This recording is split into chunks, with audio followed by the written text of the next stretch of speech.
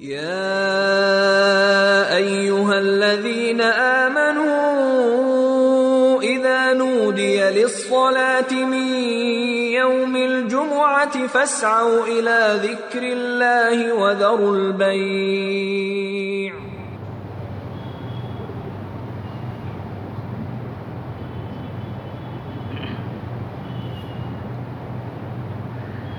إن الحمد لله نحمده ونستعينه ونستغفره ونؤمن به ونتوكل عليه ونعوذ بالله من شرور أنفسنا ومن سيئات أعمالنا من يهده الله فلا مضل له ومن يضلله فلا هادي له وأشهد أن لا إله إلا الله وحده لا شريك له وأشهد أن محمدا عبده ورسوله. يا أيها الذين آمنوا اتقوا الله حق تقاته ولا تموتن إلا وأنتم مسلمون. يا أيها الناس اتقوا ربكم الذي خلقكم من نفس واحدة وخلق منها زوجها وبث منهما رجالا كثيرا ونساء واتقوا الله الذي تساءلون به والأرحام إن الله كان عليكم رقيبا. يا أيها الذين آمنوا اتقوا الله وقولوا قولا سديدا يصلح لكم أعمالكم ويغفر لكم ذنوبكم ومن يطع الله ورسوله فقد فاز فوزا عظيما. فإن أصدق الحديث كتاب الله وخير الهدي هدي محمد صلى الله عليه وسلم وشر الأمور محدثاتها وكل محدثة بدعة وكل بدعة ضلالة وكل ضلالة في النار. أعوذ بالله من الشيطان الرجيم. شهر رمضان الذي أنزل فيه القرآن هدى للناس وبينات من الهدى والفرقان. قابل احترام حاضرین، پردہ نشین خواتین، ہر قسم کی تعریف، توصیف، بڑائی، کبریائی اس اللہ وحدہ لا شریک کے لائق ہے، سزاوار ہے، جس نے ہم تمام کو رمضان کے قریب کیا اور جس کی ذات سے امید ہے کہ ہماری زندگی میں دوبارہ یہ بابرکت مبارک مہینہ نصیب ہوگا. لاکھوں درود و سلام اللہ کے سارے انبیاء پر، خصوصاً آخری نبی محمد مصطفیٰ صلی اللہ علیہ وسلم پر، جن کی شخصیت ایک انقلابی شخصیت ہے. مختصر سے وقت میں جنہوں نے گمراہ لوگوں کو ہدایت کی طرف لے آئے، اپنے اخلاق و کردار اور اپنی بہترین سیرت کے ایسے نمونے لوگوں کے سامنے پیش کیے جسے دیکھ کر نافرمانوں نے اپنے اندر اطاعت و فرما برداری کے احساس کو پیدا کیا. لٹیروں نے دوسروں کے مال کی حفاظت کرنے والے بن گئے. عزت و ناموس کا خیال نہ کرنے والے عورتوں کی عزت کرنے اور لڑکی کی ولادت پر خوشی منانے والے ہو گئے. آپ کی سیرت پورا عکس قرآن مجید کے اندر موجود ہے، اور اللہ تعالیٰ نے جو کچھ قرآن میں ذکر کیا ہے، ہر لفظ، ہر چیز، اگر کوئی آپ کی سیرت میں، آپ کی زندگی میں ڈھونڈنا چاہے، دیکھنا چاہے، ضرور اس چیز کو پائے گا. محترم حضرات، رمضان کا مہینہ جو آنے والا ہے یہ قرآن کا مہینہ ہے. اسی مہینے میں اللہ تعالیٰ نے قرآن مجید کو نازل کیا ہے. فرمایا شہر رمضان الذی انزل فیہ القرآن. رمضان کا مہینہ وہ مہینہ ہے جس میں قرآن مجید کو نازل کیا گیا ہے. ھدی للناس وبینات من الھدی والفرقان. اور یہ لوگوں کے لیے سراپا ہدایت ہے، اور اس میں ہدایت کی بے شمار نشانیاں ہیں، اور یہ حق و باطل کے درمیان فرق کرنے والا ہے.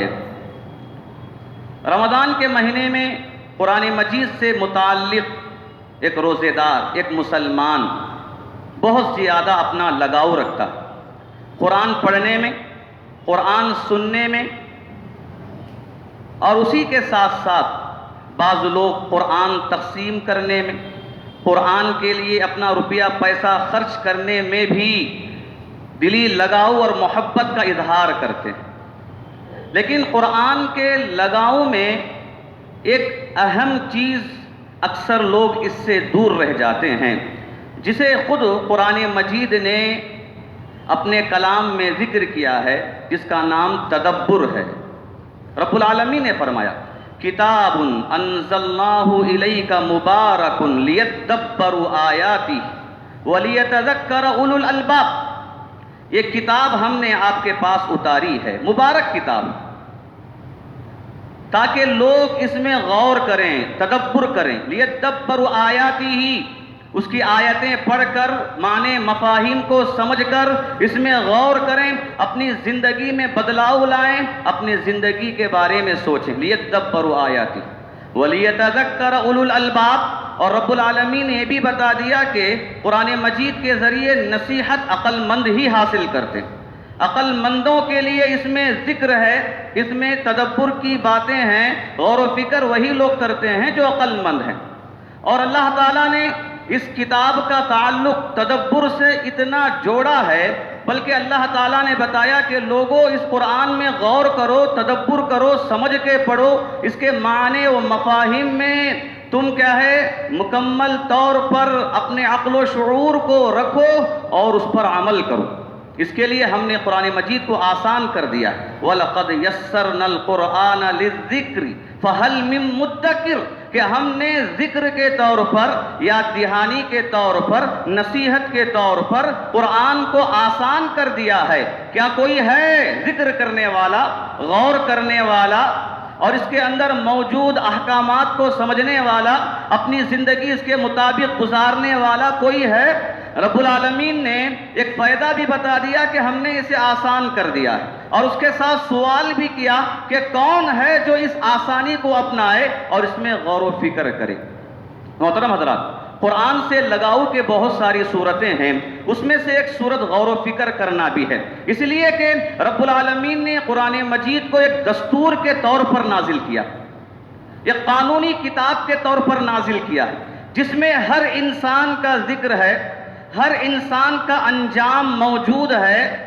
جو بھی اپنے ذکر کو، اپنی زندگی کو اور اپنے انجام کو ڈھونڈنا چاہے، تلاش کرنا چاہے، بآسانی اسے وہاں اپنے آپ کو پائے گا۔ رب العالمین نے کتاب کو ایسے ہی بنایا، جیسا کہ قرآن مجید کی ایک آیت میں اللہ تعالیٰ نے بتایا لَقَدْ أَنزَلْنَا إِلَيْكُمْ كِتَابًا فِيهِ ذِكْرُكُمْ أَفَلَا تَعْقِلُونَ۔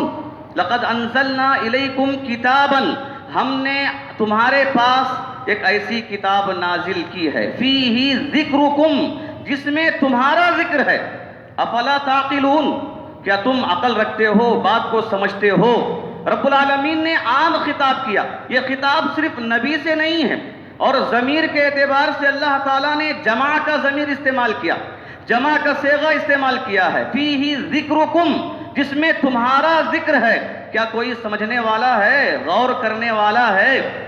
تابعین میں احنف ابن قیس رحمہ اللہ کے بارے میں آتا ہے، ایک مرتبہ ان کا گزر کسی جماعت کے پاس سے ہوا، جب اس قرآن مجید کی اس آیت کو پڑھ رہے تھے، لَقَدْ أَنزَلْنَا إِلَيْكُمْ كِتَابًا فِيهِ ذِكْرُكُمْ أَفَلَا تَعْقِلُونَ، جیسے ہی آیت کو سنا اب سوچنے لگے کہ اس میں میرا بھی ذکر ہے، چلو دیکھتے ہیں کہ میرا ذکر کہاں ہے قرآن مجید میں۔ قرآن مجید کو پڑھنے لگے تو قرآن مجید کی تلاوت میں جب ان لوگوں کا ذکر سامنے آیا جس میں کہا گیا کہ اللہ کے نیک بندے بعض ایسے ہیں جو رات میں جاگ کر اللہ کی عبادت کرتے ہیں اور رات کا اکثر حصہ استغفار میں گزارتے ہیں، اور اللہ کے بعض ایسے بندے ہیں جو اپنے مال کو اللہ کے راستے میں خرچ کرتے ہیں، کبھی اس پر احسان نہیں جتلاتے اور اس مال خرچ کرنے کو کبھی ضائع تصور نہیں کرتے۔ جب ان مومن بندوں کا ذکر سامنے آیا تو کہنے لگے کہ اس میں تو میرا ذکر نہیں ہے، یعنی میں اس میں نہیں، میرا شمار ان لوگوں میں نہیں ہوں، نہ میں رات میں اٹھتا ہوں، نہ میرا رات کا اکثر حصہ استغفار میں گزرتا ہے، اور نہ ہی میں اللہ کے راستے میں اپنا مال زیادہ خرچ کرتا ہوں۔ اس کے بعد پھر قرآن مجید کی تلاوت جب جاری رکھا تو منافقوں کا ذکر آیا، کافروں کا ذکر آیا، گنہگاروں کا ذکر آیا جو گناہوں میں مصر ہیں، تو کہا کہ میں ایسے لوگوں سے بری ہوں، نہ میں نے کفر کیا، نہ میں نے شرک کیا، اور نہ میں نفاق کا حامل ہوں، اور نہ میں گناہوں میں مصر ہوں، میں ایسے لوگوں سے بری ہوں۔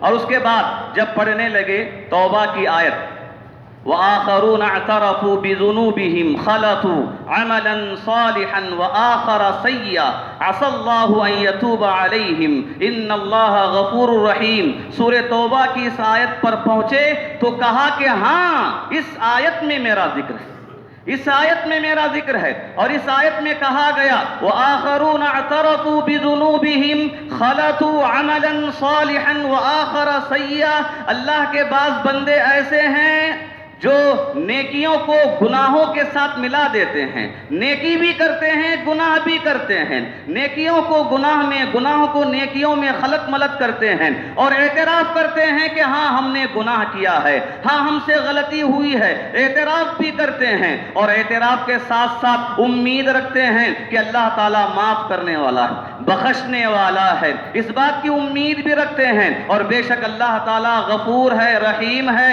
بہت معاف کرنے والا، بہت رحم کرنے والا ہے۔ اس آیت پر پہنچے تو کہا کہ ہاں اس میں میرا ذکر ہے، میرا شمار ان لوگوں میں ہے جو نیکی بھی کرتے ہیں گناہ بھی کرتے ہیں۔ الغرض رب العالمین نے بتایا کہ ایسی کتاب ہے، اس میں انسان اگر غور کرنا چاہے، تدبر کرنا چاہے تو یقیناً وہاں اپنے آپ کو پائے گا، اپنی زندگی کو پائے گا، اپنے انجام کو دیکھ سکتا ہے کہ میرا آخر انجام کیا ہونے والا ہے۔ محترم حضرات، جب تدبر کی بات آتی ہے، تدبر کی بہت ساری صورتیں ہیں، شکلیں، ان میں سب سے بہترین صورت، سب سے بہترین شکل قرآن مجید میں غور کرنے، قرآن مجید کے معنی و مفاہیم کو سمجھنے، قرآن مجید کے الفاظ کا جو تقاضا ہے اس تقاضے کو پہنچنے کا سب سے بہترین طریقہ اللہ کے رسول صلی اللہ علیہ وسلم کی سیرت کو جاننا۔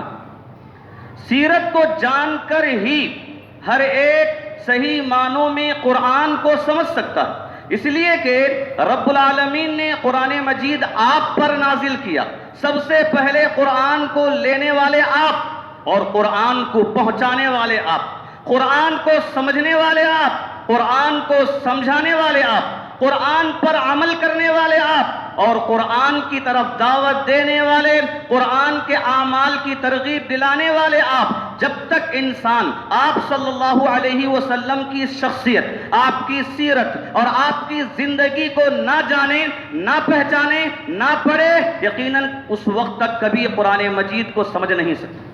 قرآن مجید کی فہم اور قرآن مجید کے تدبر میں سیرت رسول کا بڑا اثر ہے، بڑا دخل ہے۔ یہی وجہ ہے کہ رب العالمین نے قرآن مجید کے اندر اللہ کے رسول صلی اللہ علیہ وسلم کے بارے میں فرمایا، کتاب فرمایا هو الذی بعث فی الامیین رسولا منہم یتلو علیہم آیاتہ ویزکیہم ویعلمہم الکتاب والحکمۃ وإن كانوا من قبل لفی ضلال مبین۔ وہی ہے جسے اللہ تعالیٰ نے امیوں میں سے ایک رسول کو بھیجا، انہی لوگوں میں سے ایک رسول کو بھیجا، یتلو علیہم آیاتی، جو اللہ کی آیتوں کی تلاوت کرتا ہے ان کے سامنے، ویزکیہم، انہیں پاک کرتا، ویعلمہم الکتاب والحکمہ، اور کتاب کی تعلیم دیتا ہے، حکمت کی تعلیم دیتا ہے۔ اگرچہ کہ لوگ اس سے پہلے گمراہ تھے، لوگوں کی گمراہی ختم ہوئی قرآن مجید کے ذریعے، اور قرآن مجید کی پورا نقشہ اللہ کے رسول صلی اللہ علیہ وسلم کی ذات میں، سیرت میں ایسا تھا کہ لوگ جہاں قرآن کو سنتے تو آپ کو دیکھتے تھے، جہاں قرآنی تعلیم آپ لوگوں کے سامنے آتی تو آپ کی عملی زندگی لوگوں کے سامنے ہوتی، دونوں کو اپنے سامنے رکھ کر لوگ گمراہی سے باہر نکل جاتے، ضلالت سے باہر نکل جاتے، تاریکی سے نور کی طرف آ جاتے۔ اور تاریخ اس بات پر شاہد ہے کہ صحابہ کی زندگی میں جو انقلاب آیا اس میں قرآن مجید کے ساتھ آپ صلی اللہ علیہ وسلم کی زندگی کا بھی بڑا دخل ہے۔ آپ صلی اللہ علیہ وسلم کو عملی طور پر دیکھتے اور اللہ کی آیتیں جو نازل ہوتی اسے پڑھتے، سنتے اور اس پر عمل کرتے جاتے تھے۔ اور اللہ تعالیٰ نے بتایا وَيُعَلِّمُهُمُ الْكِتَابَ وَالْحِكْمَةَ، کہ یہ نبی جو کتاب کی تعلیم دیتا ہے، حکمت کی تعلیم دیتا ہے۔ کیسے دیتے تھے آپ صلی اللہ علیہ وسلم کتاب کی تعلیم؟ آپ صلی اللہ علیہ وسلم کتاب کی تعلیم جہاں زبانی دیتے تھے اسی جگہ پر عملی طور پر بھی دیتے تھے. نماز پڑھنے کا اگر حکم ہے تو صرف حکم نہیں بلکہ عملی طور پر کر کر بتاتے تھے. روزہ رکھنے کا حکم ہے تو صرف تعلیم زبانی نہیں بلکہ عملاً روزہ رکھ کر بتاتے تھے. یہ کتاب و حکمت کی تعلیم آپ زبانی طور پر عملی طور پر صحابہ کے سامنے بیان کرتے تھے. اسی لیے آپ صلی اللہ علیہ وسلم کی بعثت، آپ کی دنیا میں نبوت کا عطا کرنا اور اللہ تعالیٰ نے جو آپ کو نبی بنا کر بھیجا ہے اسے بطور احسان بتایا. یہ لوگوں پر احسان ہے، مومنوں پر خاص کر نبی کا آنا احسان ہے. فرمایا لقد من اللہ علی المؤمنین اذ بعث فیہم رسولا من انفسہم، یقیناً بے شک مومنوں پر اللہ تعالیٰ کا احسان ہے کہ اللہ تعالیٰ نے انہی میں سے ایک رسول کو بھیجا. یتلو علیہم آیاتہ، جو اللہ کی آیتوں کی تلاوت کرتا، ویزکیہم، انہیں پاک کرتا، ویعلمہم الکتاب والحکمہ، اور انہیں کتاب و حکمت کی تعلیم دیتا. جبکہ احسان کس اعتبار سے کہ اللہ تعالیٰ نے بچپن سے لے کر وفات تک آپ کی سیرت، آپ کی ذات، آپ کی شخصیت کو ہر طرح کے عیب سے پاک رکھا، ہر طرح کی گندگیوں سے محفوظ رکھا. آپ نے نہ زمانے جاہلیت میں کوئی ایسی غلطی کی کہ اسلام لانے کے بعد کوئی آپ کی طرف اشارہ کر سکے، آپ کو نشانہ بنا سکے، نہ اسلام لانے کے بعد کوئی معاملاتی طور پر ایسی غلطی آپ سے ہوئی کہ کوئی آپ کی اس غلطی کو دیکھ کر اسلام سے متنفر ہو سکے. ہرگز نہیں. پوری شخصیت، پوری سیرت کو بے داغ رب العالمین نے بنا دیا تاکہ لوگ جب بھی قرآن کے نزول کو سنیں، پڑھیں، دیکھیں اور اس میں آپ کی سیرت، آپ کی شخصیت کو دیکھ کر فوراً اسلام میں داخل ہو جائیں. قرآن فہمی میں آپ صلی اللہ علیہ وسلم کی سیرت کا دخل اتنا زیادہ ہے کہ اللہ تعالیٰ نے خود قرآن مجید کے اندر فرمایا یا ایھا النبی انا ارسلناک شاہدا ومبشرا ونذیرا وداعیا الی اللہ باذنہ وسراجا منیرا. اے نبی، ہم نے آپ کو رسول بنا کر بھیجا، شاہد بنا کر بھیجا، مبشر بنا کر بھیجا، نذیر بنا کر بھیجا، داعی بنا کر بھیجا جو اس کے حکم سے لوگوں کو دعوت دیتے ہیں، سراج اور منیر بنا کر بھیجا. انسان اگر اس آیت میں غور کرے تو اسے بات معلوم ہوتی ہے کہ آخر آپ صلی اللہ علیہ وسلم شاہد ہیں تو کیسے شاہد؟ آپ شاہد ہیں، قرآن مجید کے احکامات کے شاہد ہیں. آپ خود گواہی دینے والے، بتانے والے کہ اللہ ایک ہے، اس کے سوا کوئی معبود نہیں اور میں اللہ کا رسول ہوں. اگر دیکھنا ہے تو میری زندگی کو دیکھ لو، میری زندگی اس میں گواہ ہے کہ اللہ ایک ہے، اس کے سوا کوئی معبود نہیں. ہر اعتبار سے میری ذات پاک. اللہ رب العالمین نے مجھے محفوظ رکھا ہے عیب سے. اللہ تعالیٰ نے غلطیوں سے مجھے بچایا. انسان ہونے کے ناطے آپ صلی اللہ علیہ وسلم سے کچھ چوک ہو، انسانی غلطی کے اعتبار سے اس کا شمار کیا جائے گا، ورنہ نبی ہونے کے اعتبار سے یا نبوت پر کوئی حرف آنے والا کام ہو، اللہ رب العالمین نے آپ کی پوری زندگی میں اس طرح کے ہر عیب سے، ہر غلطی سے آپ کو محفوظ رکھا. آپ مبشر ہیں، قرآن میں موجود جنت کی خوشخبری سنانے والے ہیں، اللہ کی رضا، اس کی خوشنودی کی خوشخبری سنانے والے ہیں، قبر میں ملنے والے انعامات کی خوشخبری سنانے والے ہیں.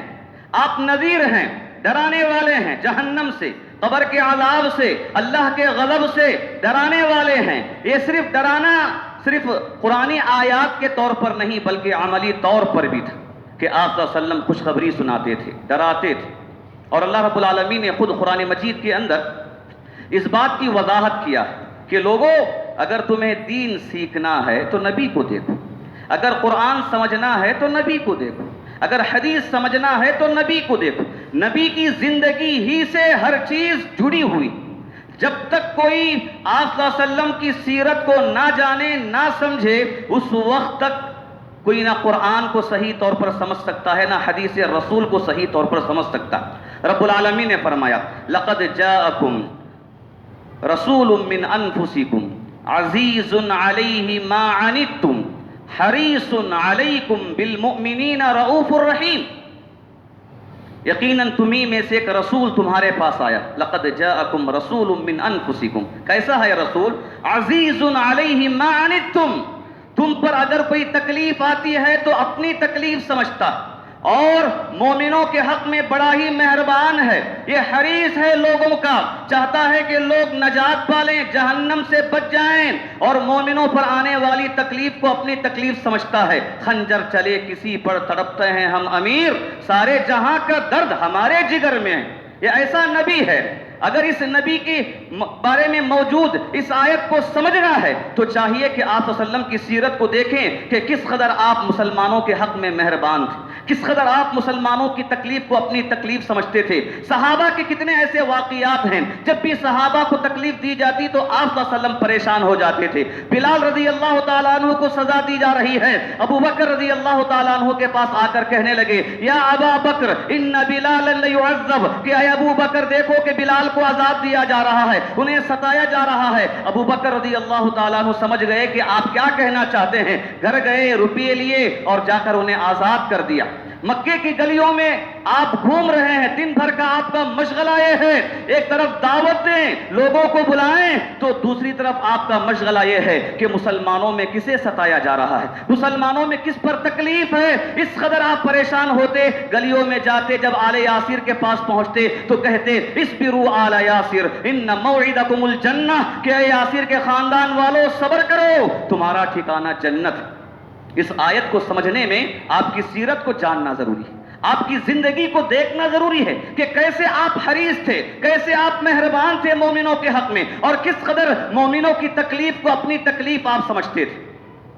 اور اللہ تعالیٰ نے واضح انداز میں یوں فرمایا لقد کان لکم فی رسول اللہ اسوۃ حسنہ، بے شک تمہارے لیے رسول میں بہترین اسوہ ہے، نمونہ ہے۔ رسول میں بہترین اسوہ ہے، نمونہ ہے کا کیا مطلب؟ رسول کی زندگی میں نمونہ ہے، رسول کی زندگی میں تمہارے لیے بہترین اسوہ ہے۔ اگر تمہیں چلنے کا طریقہ سیکھنا ہے تو رسول کو دیکھو، اگر کھانے کا طریقہ سیکھنا ہے تو رسول کو دیکھو، اگر پڑھنے کا طریقہ سیکھنا ہے تو رسول کو دیکھو، گھر کے اندر رہنے کا طریقہ سیکھنا ہے تو رسول کو دیکھو، معاملات کا طریقہ جاننا ہے رسول کو دیکھو، بیع و شراء کرنا ہے تو رسول کو دیکھو۔ دل کے معاملے ہو کہ رات کے معاملے، آپ کی زندگی کا کوئی لمحہ، کوئی معاملہ ایسا نہیں جس میں قیامت تک آنے والی انسانیت کے لیے نمونہ نہ ہو۔ اسی طرح اگر کوئی قرآن مجید کے اندر موجود تعلیمات کو سمجھنا چاہتا ہے، دیکھنا چاہتا ہے کہ اگر اسے ایک شکل دی جائے، اگر اسے اپنے آنکھوں سے اس عمل کو دیکھنا چاہے تو وہ عمل کیسا رہے گا، دیکھنا ہو تو رسول کو دیکھو۔ اگر کوئی سوچے کہ میں نماز کو اپنی آنکھوں سے دیکھوں کہ نماز کیسی عبادت ہے، رسول کو دیکھے۔ اس لیے آپ نے فرمایا صلو کما رأیتمونی اصلی، ویسے ہی تم نماز پڑھو جیسے میں نے نماز پڑھا۔ حج کے طریقے کو جاننا ہے تو رسول کو دیکھو، اسی لیے آپ نے فرمایا خذوا عنی مناسککم، اے لوگو آج تم حج کے مناسک کو مجھ سے سیکھ لو۔ آپ کی زندگی بہترین نمونہ ہے ہر اعتبار سے۔ قرآن کے سمجھنے میں بھی یہ چیز بالکل اثر انداز ہوتی ہے۔ محترم حضرات، انسان جب قرآن مجید پڑھتا ہے بہت ساری چیزیں اس کے سامنے آتی ہیں، لیکن قرآن مجید کے اندر اللہ تعالیٰ اختصار کے ساتھ اور بلاغت بھرے الفاظ میں، جامع کلمات کی شکل میں ایک بہت بڑے قصے کو اس ایک آیت کے اندر پیش کر دیتا ہے، اس لیے کہ کلام ہی عاجز کلام ہے، اعجاز ہے اس کے اندر۔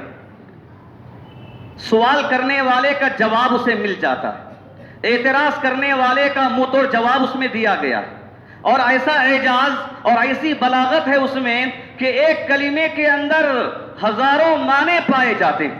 اگر اس کلام کے لیے کوئی لفظ اردو میں کہا جائے تو یہ کہا جا سکتا ہے، لیکن یہ بھی کافی نہیں، ایک ایسا سمندر ہے جس کا کوئی ساحل نہیں، جس کا کوئی کنارہ نہیں۔ اگر کوئی غوطہ لگانے والا موتیاں اس میں ڈھونڈنے کے لیے، خزانے اس میں ڈھونڈنے کے لیے چلا جائے، وہ جاتا ہی رہے گا، اس کے خزانے ملتے ہی رہیں گے، لیکن کبھی اس کی پیاس اس میں نہیں بجھے گی، اس کی آس اس میں کبھی ختم نہیں ہوگی، اور اس کی حرص اس میں کبھی نہیں مٹے گی۔ رب العالمین نے ایک ایسا جامع کلام لوگوں کے لیے عطا کیا ہے۔ جب اس چیز کو سمجھنا ہو تو چاہیے کہ انسان اپنے سامنے آپ صلی اللہ علیہ وسلم کی ذات کو، آپ کی شخصیت، آپ کی سیرت کو سامنے رکھ کر سمجھ لے۔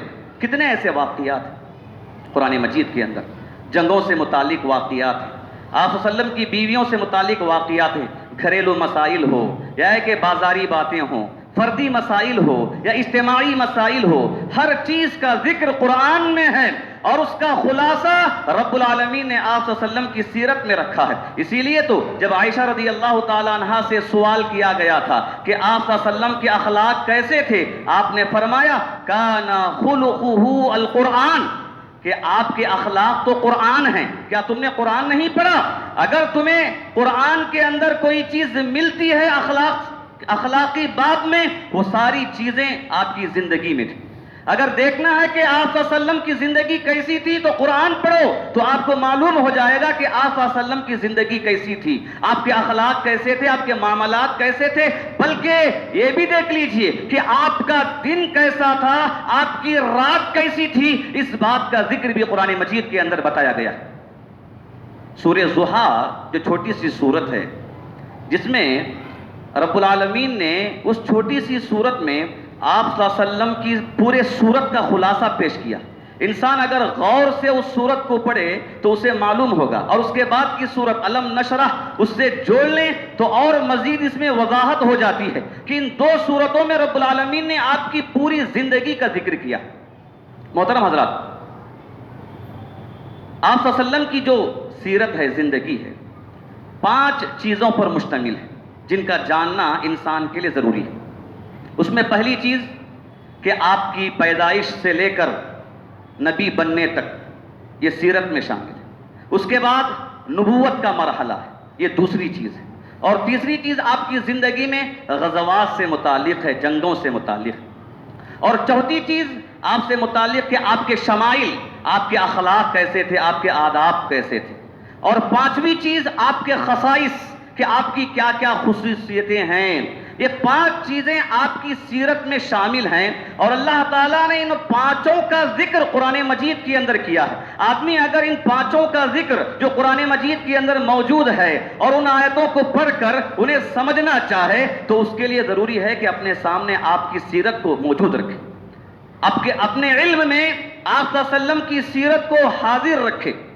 جیسے کہ جب آپ کی زندگی کی بات آتی ہے بچپن سے لے کر نبوت کے معاملے میں، ایک ہی آیت میں رب العالمین نے بتایا فَقَدْ لَبِثْتُ فِيكُمْ عُمُرًا مِّن قَبْلِهِ أَفَلَا تَعْقِلُونَ، کہ کفار کے پاس آپ جاتے ہیں، کہتے ہیں کہ اے لوگوں کیا ہو گیا ہے تمہیں، میں نے تمہارے درمیان میری زندگی کا ایک بڑا عرصہ گزارا ہے، کیا تمہیں عقل نہیں آتی؟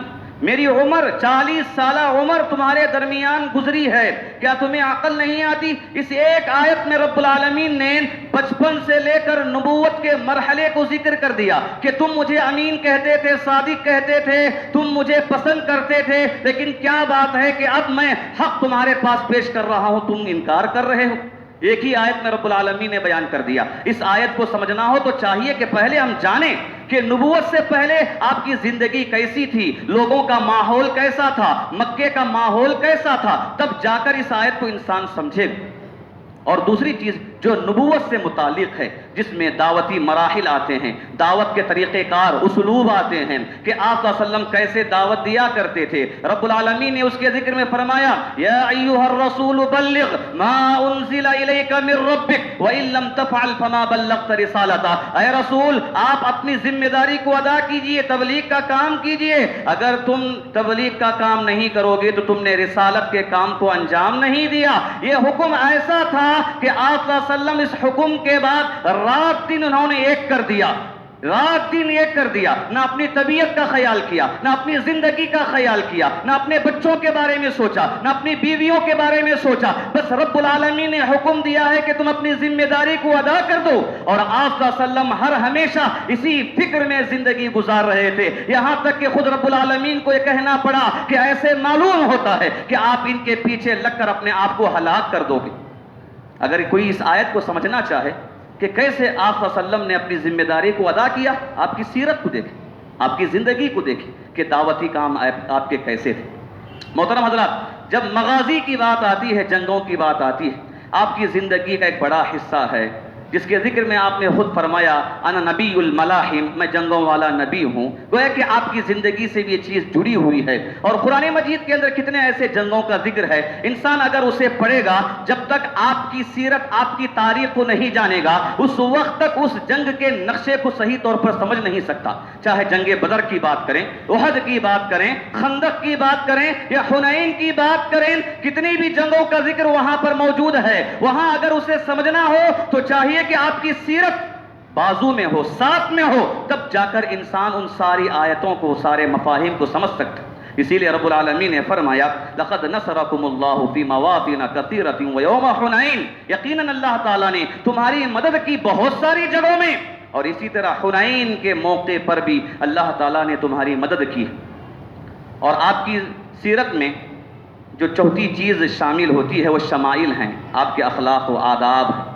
یقیناً آپ صلی اللہ علیہ وسلم بڑے اعلیٰ اخلاق کے حامل تھے۔ اللہ رب العالمین نے خود آپ کو اعلیٰ اخلاق پر فائز کیا تھا۔ وَإِنَّكَ لَعَلَىٰ خُلُقٍ عَظِيمٍ، آپ کے ایسے اخلاق تھے کہ یہ اخلاق اللہ کی طرف سے آپ کو عطا کیے گئے تھے، یہ اللہ کی رحمت تھی آپ پر کہ اللہ تعالیٰ نے آپ کو اس قدر اعلیٰ اخلاق، اعلیٰ صفات کا حامل بنایا۔ خود رب العالمین نے بتایا فَبِمَا رَحْمَةٍ مِّنَ اللَّهِ لِنْتَ لَهُمْ وَلَوْ كُنْتَ فَظًّا غَلِيظَ الْقَلْبِ لَانفَضُّوا مِنْ حَوْلِكَ، رب العالمین کا رحم تم پر ہوا کہ اللہ نے تمہیں نرم زبان اور نرم دل بنایا۔ اگر تم نرم زبان اور نرم دل نہ ہوتے تو یہ لوگ تمہارے اطراف نہ جمع نہیں ہوتے، تمہاری بات نہیں مانتے۔ یہ رب العالمین کا رحم ہے، یہی وہ اخلاق ہیں جو قرآن مجید کے اندر موجود ہیں، اس کا عملی ثبوت آپ کی زندگی میں، آپ کی زندگی میں۔ اور اللہ تعالیٰ آپ صلی اللہ علیہ وسلم کی زندگی کے ذریعے یہ پورے امت اسلامیہ کو تعلیم دیتا ہے، پورے انسانوں کو تعلیم دیتا۔ چاہیے کہ سب کے سب صرف قرآن پڑھنے والے نہ ہوں بلکہ قرآن پر عمل کرنے والے ہوں، ایسے بنیں کہ وہ خود قرآن ہو جائیں، ایسے عمل کریں قرآن مجید پر کہ وہ خود قرآن ہو جائیں۔ علامہ اقبال رحمہ اللہ نے اس بارے میں کہا تھا ہر لحظہ ہے مومن کا نئی شان نئی آن، گفتار میں کردار میں اللہ کی برہان، یہ راز کسی کو نہیں معلوم کہ مومن قاری نظر آتا ہے حقیقت میں ہے قرآن۔ بس وہ دیکھنے میں پڑھ رہا ہے، صرف پڑھنا نہیں ہے بلکہ حقیقت میں وہ خود قرآن ہے۔ کیسے قرآن ہے؟ خود عمل کرتا ہے، ہر چیز پر عمل کرتا ہے، اپنے آپ کو قرآن بناتا ہے، قرآن مجید کے اندر موجود تعلیمات کو نافذ کر کے، قرآن مجید کے اندر موجود احکامات پر عمل کر کے، قرآن مجید کے اندر موجود منہیات سے اپنے آپ کو بچا کر، روک کر رب العالمین کی رضا اور خوشنودی کے ذریعے قرآن بناتا ہے۔ یہی بات تو عائشہ رضی اللہ تعالیٰ عنہا نے آپ کے بارے میں فرمایا تھا کانا خلقہ القرآن، کہ آپ کے اخلاق تو سراپا قرآن ہیں، قرآن میں جو کچھ ہے وہ آپ کے اخلاق میں، آپ کی زندگی میں تھے۔ محترم حضرات، اللہ کے رسول صلی اللہ علیہ وسلم کی سیرت ایک عظیم تاریخ اور عظیم سیرت ہے۔ انسان جب اسے پڑھے گا اپنی زندگی کے ہر مسئلے کو اس میں پائے گا۔ ابن تیمیہ رحمہ اللہ کے بارے میں آتا ہے کسی نے فلسفے اور منطق میں الجھ گیا، الجھنے کے بعد مسئلہ لے کر پیش کیا کہ فلسفے اور منطق سے متعلق کہ اس کا حل کیا ہے، تو ابن تیمیہ رحمہ اللہ نے کہا کہ جاؤ اللہ کے رسول کی سیرت پڑھو، تمہارے سارے مسئلے حل ہو جائیں گے۔ ابوالکلام آزاد رحمہ اللہ نے اپنی کتاب تذکرہ میں یہ واقعہ ذکر کیا کہ اگر تمہیں اپنے مسائل کے حل کو دیکھنا ہے تو سیرت پڑھو، اس لیے کہ سیرت کیا ہے؟ قرآن ہے، حدیث ہے، ساری چیزیں اس میں موجود ہیں۔ جب انسان سیرت کو پڑھتا ہے تو قرآن کو بھی ساتھ میں پڑھتا ہے، حدیث کو بھی ساتھ میں پڑھتا ہے۔ تو اسی طرح جب قرآن کو انسان پڑھے تو چاہیے کہ ساتھ میں سیرت کو بھی رکھے۔ اور دیکھیے کہ سیرت رسول ایک ایسی عظیم، سیرت رسول کا معاملہ ایک ایسے عظیم انقلابی کیفیت ہے کہ دنیا میں جتنی بھی کتابیں لکھی گئی ہیں تو سب سے زیادہ کتابیں قرآن مجید پر لکھی گئی، دینی اعتبار سے زیادہ کتابیں قرآن مجید پر لکھی گئی، اور قرآن مجید کے بعد دوسرے نمبر پر سیرت پر سب سے زیادہ کتابیں لکھی گئی۔ کہا جاتا ہے کہ عربی میں سیرت رسول پر جتنی کتابیں لکھی گئی ہیں ان ساری کتابوں کے سارے نام، صرف نام اگر جمع کریں گے تو 250 صفحے کی کتاب ہو جائے گی، صرف نام جمع کرنے پر۔ اور عربی میں اب اردو زبان میں کیا معاملہ ہے، دوسری زبانوں کی کیا بات ہے، کہ کتنی کتابیں سیرت پر لکھی گئی ہیں. آخر یہ کیوں ہے؟ اس لیے کہ جو انقلاب آپ صلی اللہ علیہ وسلم نے اپنی سیرت کے ذریعے، اپنی ذاتی شخصیت کے ذریعے جو لوگوں میں لایا تھا، وہ انقلاب یقیناً یہ انسانوں میں دوبارہ آپ کی سیرت کے مطالعے سے، سیرت کے پڑھنے سے دوبارہ آ سکتا ہے. اور سلف صالحین کا معاملہ ایسا ہی تھا. وہ کہتے تھے کننا نعلم مغازی رسول اللہ صلی اللہ علیہ وسلم کما نعلم السورۃ من القرآن، کہ ہم آپ صلی اللہ علیہ وسلم کے جنگوں کے قصے اپنے بچوں کو ویسے ہی سکھاتے تھے جیسا کہ قرآن مجید کی سورت ہم سکھاتے تھے. قرآن سکھانے کی طرح سیرت بھی سکھاتے تھے، اور اسی سے انقلاب برپا ہو سکتا. اور آپ صلی اللہ علیہ وسلم نے جو انقلاب برپا کیا ہے، یقیناً وہ آپ کی شخصیت کا اثر تھا. قرآن مجید کے نزول کے ساتھ جو آپ نے عملی نمونہ اپنا پیش کیا ہے، اس کے ذریعے بہت ہی مختصر سے وقت میں ایک بڑا انقلاب آیا. دنیا آج تک حیران ہے کہ آخر وہ کیا چیز تھی. صرف 3 سال میں لوگوں کے دلوں کو بدل دیے، جو سالہ سال تک، صدیوں تک بت پرستی میں تھے، ضلالت و گمراہی میں تھے. مختصر سے عرصے میں دنیا کے کونے کونے میں اسلام پہنچ گیا. آخر وہ کون سا اثر تھا، وہ کون سی انقلابی کیفیت تھی؟ جب لوگوں نے دیکھا تو انہیں بات سمجھ میں آ گئی. وہ قرآن کا انقلاب تھا اور اس سیرت رسول کا انقلاب تھا. آپ کا عملی نمونہ تھا. لوگوں نے آپ کو دیکھا تو آپ کے اندر انقلاب پیدا کیا. الغرض، قرآن مجید کے فہم جو رمضان سے متعلق بات ہے، تدبر کرنا چاہیے کہ انسان صرف پڑھنے پر اکتفا نہ کریں، سننے پر اکتفا نہ کریں، بلکہ ساتھ ساتھ ترجمہ ساتھ میں کرتے رہیں، تفسیر، مختصر تفسیر بھی پڑھتے رہیں. اگر پڑھنا نہیں آتا تو کم سے کم سننے کا اہتمام کریں. اس کے ذریعے بہت ساری چیزیں سامنے آتی ہیں. اور قرآن کے ترجمے اور تفسیر میں سیرت رسول کو بھی مد نظر رکھیں. اس سے بہت ساری چیزیں واضح ہو کر سامنے آتی ہیں. رب العالمین سے دعا ہے کہ اللہ تعالی ہمیں قرآن مجید کو پڑھنے اور اس پر اسے سننے کی توفیق عطا فرمائے. رب العالمین قرآن مجید پر غور و فکر کرنے کی توفیق عطا فرمائے. اللہ تعالی اللہ کے رسول صلی اللہ علیہ وسلم کی سیرت اور آپ کی شخصیت کو اسوہ اور نمونہ بنانے کی توفیق عطا فرمائے. اللہ تعالیٰ قرآن مجید کے اندر جو تعلیمات موجود ہیں اس کے مطابق زندگی گزارنے کی توفیق عطا فرمائے. رب العالمین جو ہمیں پریشان حال ہیں سب کی پریشانیوں کو دور فرمائے. اللہ تعالیٰ جو ہمیں مجبور ہیں اللہ ان کی مجبوریوں کو دور فرمائے. رب العالمین جو قرض میں ہیں اللہ ان کے قرض کی ادائیگی کا ذریعہ عطا فرمائے. رب العالمین جو بیمار ہیں اللہ انہیں شفائے کاملہ عاجلہ عطا فرمائے. رب العالمین جن کا انتقال ہو چکا ہے اللہ تعالیٰ انہیں قبر کے عذاب سے محفوظ فرمائے. رب العالمین کل قیامت کے دن اپنے فضل سے، اپنی رضا سے جنت الفردوس میں اعلی علیین میں جگہ عطا فرمائے. اللہ تعالی ہمیں اپنی زندگی میں دوبارہ رمضان کا مہینہ نصیب فرمائے. اللہ تعالی رمضان کے مہینے میں روزوں کا، تراویح کی نماز کا، تلاوت قرآن کا، صدقہ خیرات کا خاص اہتمام کرنے کی توفیق عطا فرمائے. آمین. بارک اللہ لنا ولکم فی القرآن المجید ورفعنا وإياكم بالآیات والذکر الحمید. انہ تعالی جواد کریم ملک بر رؤوف رحیم رب حلیم.